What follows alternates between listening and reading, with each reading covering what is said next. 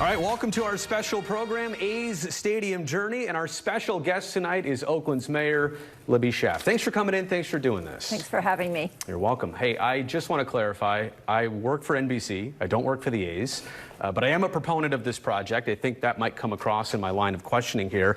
And also want to explain this, too, to the viewers. You've agreed to come in. We did give you some ideas of things we would talk about, but we did not tell you any questions in advance, right? So this is just a pure, open conversation. So all those things out of the way, let's talk about the BCDC, the San Francisco Bay Conservation and Development Commission. They have a June 30th vote already set on the status of port priority use at Howard Terminal. Now, if they vote no on this, the project basically comes to an immediate halt, and it makes the rest of our questioning here on our show pointless.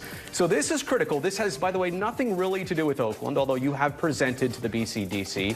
What's your take on how the June 30th vote might go? Well, they had a public hearing, and that felt pretty good because they have done their jobs, which is to analyze what the future needs for port cargo are, not just for Oakland, but for the whole Bay Area. And at least that analysis and the testimony that we heard from commissioners suggested that there is ample evidence that the Bay Area can accommodate future growth without Howard Terminal.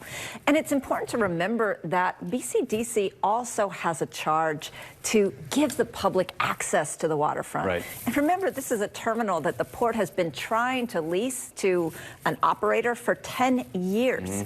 It is just not going to work for new modern shipping operations.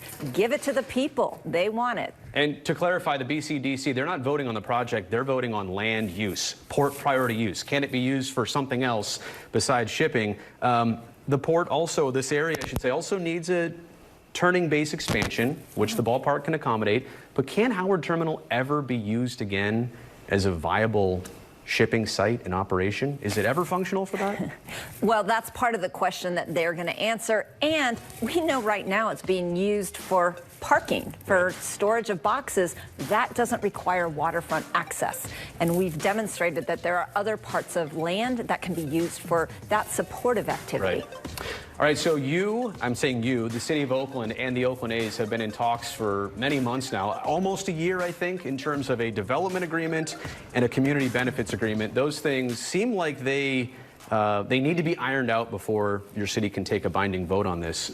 I ask respectfully, what's been the holdups on that so far? Why haven't we reached an agreement on those things? You've said, and Dave Capel has said, everybody's close. And when is the timeline you would expect those things can be officially agreed upon? Well, remember, we approved a term sheet which showed the parameters of what matters to us as a city. And, we need this to create good union jobs. We need to have 18 acres of new waterfront parks, and we need to have affordable housing. Right. That's what people need right now. And we need this to be financially responsible now and forever. So remember that the A's didn't totally sign on to the term sheet. So a lot of the negotiations have been focused on finding a financial structure that works for both of us. But the other thing we're waiting on is some grants that we've applied for to make sure that we can fund those off-site infrastructure improvements that we need, ballpark or no ballpark, but are absolutely necessary if we are going to have a new waterfront neighborhood. So the development agreement, the community benefits agreement, they are basically going to be taken care of. Brody, I'm telling you, I don't see any resistance from the A's in meeting the demands that we have made around community benefits. It really is working out the details and how the financing structure is going to work. One of the things you pointed out was affordable housing. There was some questioning back and forth on whether the A's would agree to the approximate 15% on-site affordable housing.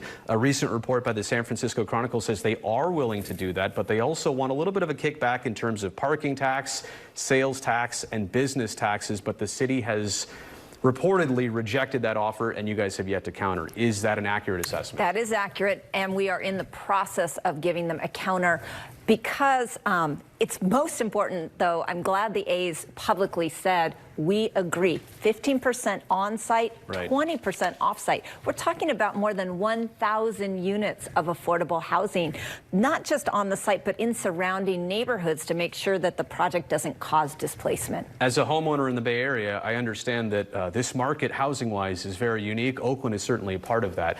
What is the definition of affordable housing as we're talking about it here? What level of affordability? Well, that's part of the detail that could get worked out in the community benefits. The council has said of that 15%, at least half of it needs to be deeply affordable. Okay. Affordable to people who make less than 50% of the area median income. And I would guess the rest of it could be more at like 80% or even 100% of area median income. That is affordable, but we're looking for a combination of both workforce housing, but also housing that can house, our formerly homeless people. Are you confident that affordable housing works in the context of this project and the existing neighborhood? Yeah.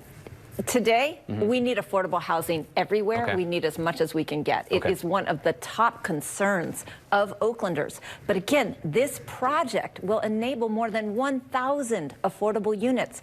There's a lot of misinformation out there that this project somehow is going to be taking Oakland tax dollars. This project is going to make tax dollars, and we're going to be investing that in affordable housing, parks, and good union jobs. City Council's summer break starts on July 25th. How could they come to a binding vote on anything before there are binding agreements on a development agreement and a community benefits package? Well, listen, all of those are going to come together because this council is not going to approve the deal, the land use changes without knowing what those community benefits are. So you need those before a vote? Absolutely. Okay. And it should come as a complete package, because that's how we will look at this, the totality of this project and its benefits for Oakland. I heard September 20th was a target date for a potential vote on those two things, or am I wrong in that? September 20th is the date that the council has scheduled a financial analysis, an independent financial analysis on the deal. Now, there's going to need to be a deal in order for there to be an analysis presented on that date, but that has been scheduled. So there does seem kind of like a hard, well, maybe soft timeline there, September 20th, to have these things. Listen, the hard deadline is the end of the year. Oakland's going to see a lot of turnover in leadership, likely 3, possibly even 4 council members leaving the council. Obviously, I'm leaving as the mayor. So this is the team that's going to get it done. All right. Just yesterday, the City Council, as part of the Rules Committee, they agreed on a July 5th meeting and a discussion for a Howard Terminal Ballpark advisory ballot measure. I've never heard of an advisory ballot measure, but I'm not in politics either.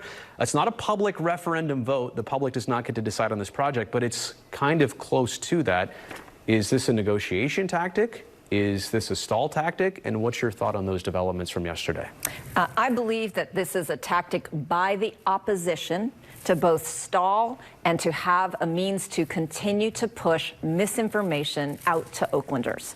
The council is going to take it up and decide whether or not to put it on the ballot. By the way, ballot measures can often cost the city up to $1 million just to place it. And believe me, we've done polling. We know that there is high levels of support for a waterfront ballpark, for affordable housing, for new public waterfront parks, and for good union jobs. All right, coming up in our next segment, we've got a lot of money to talk about. And specifically, how does the mayor know that this project will not ever put the city's general tax fund at risk? We'll discuss that as Mayor Schaaf joins us for another segment right after these messages.